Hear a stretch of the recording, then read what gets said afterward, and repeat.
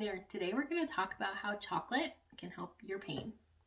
So if you want to learn more about the role of nutrients and how they can help play a role in your pain management, that's exactly what we're going to be talking about. And I've learned a lot about supplements as well as our body physiology through my pre-medical studies as well as studying biology on my way there. So I really am excited to share with you what I've learned and to dig in a little deeper. So before we dive in, I would really appreciate if you subscribed to my channel, and if you really like it, hit the bell and you'll get notified every time I make a new video.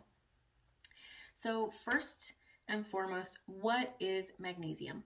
Magnesium is an essential nutrient. We need it for our body to function properly, and it is found in a compound that's called a salt. So salts are two separate compounds linked together. And so what they do is they are a metal and a non-metal conjoined. And when they're put into water, they're going to dissolve and separate, just like salt, table salt, that is. So how does magnesium work in our muscles? A lot of people experience muscle pain, and so magnesium is one of the two minerals in our body that regulates how our muscles contract or relax.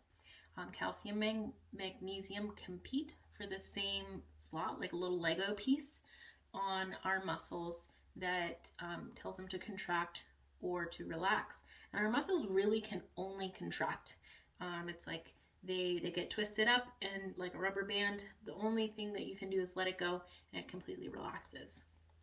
So when we have calcium and magnesium kind of competing for that little Lego piece there, then when we increase one of them, it's going to cause the other one to come off. And so if we have more magnesium in our body, it's going to cause the calcium to come off of contracted muscles that really shouldn't be contracted, things like muscle spasms. And that magnesium will help those muscles relax. That's why people with muscle spasms might not respond the same way, even if they're using things like heat or cold therapies to help relax those muscles that are tight in spasm. So we need to have enough magnesium in our bloodstream in the areas of where those muscle spasms are happening in order for that Lego piece to flow out and for magnesium to take the place of calcium. So ultimately, this is what relaxes and unlocks our muscles. Magnesium can also play a role in nerve pain. So we have pain that usually is transmitted to our brain by nerves.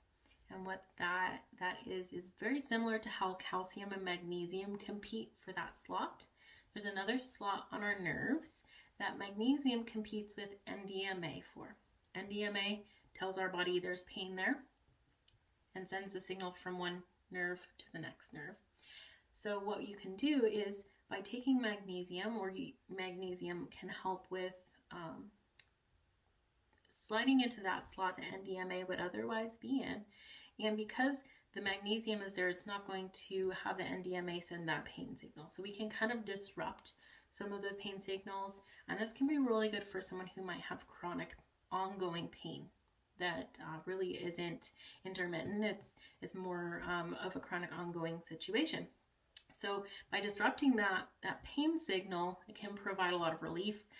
These things would be for people who might have fibromyalgia, rheumatoid arthritis, Crohn's disease, lupus, things like that, that are more chronic illnesses that have pain. So I really hope this is making sense. If it is, let me know. Put Lego in the comments below. I'd love to know if this is making sense for you. So next, we're going to talk about where you can find magnesium. And this is where we're going to wrap back around to chocolate. So dark chocolate actually has about 58% of our daily recommended magnesium amount in one serving. So that's quite a lot. It's about 230 milligrams. And this is part of why women, when we are approaching our period, we will sometimes get cravings for certain foods, possibly chocolate. And that's because the magnesium in the chocolate can help calm down uterine cramps. And so that same thing is going to happen, and it's a natural response for us to crave that food at that time. Some other sources of magnesium are spinach, other cooked greens like Swiss chard, almonds, cashews. Almonds are quite high in magnesium. And then certain seeds. So pumpkin seeds have quite a bit. They have about 42% of our recommended daily amount in a cup. But flax seeds actually have significantly more. They have 165% of our daily recommended intake for magnesium in a cup. So really, you don't need to take that much. And even if someone concentrated that down into flax oil, you'd probably be able to take a reasonable amount of flax oil per day and increase naturally the amount of magnesium in the body. And lastly, there are supplementation for magnesium. There's different forms. There's magnesium citrate, magnesium sulfate, things like that. And there's a lot more as well. And each of the forms usually has a different purpose, different reaction in the body. And so it's important to talk to your doctor if you're going to incorporate any of the supplements, because they can affect other things. They can affect our bowel movements. They can affect our heart rate. They can affect our sleep-wake cycles as well, because magnesium is very relaxing. But they can have different purposes and possibly would be helpful for someone who might be struggling with pain management and looking for options outside of medications. But if you found this helpful, I really would appreciate if you'd like this video. Subscribe if you want to be able to see some more, and share it with anyone you think might find it helpful. On my Instagram, I also go through more pain relief methods than magnesium. I also go over magnesium, but I'd love for you to join me there. The link to do so is in my description, so feel free to head on over and join us. I really hope that this was helpful, and until next time, be well.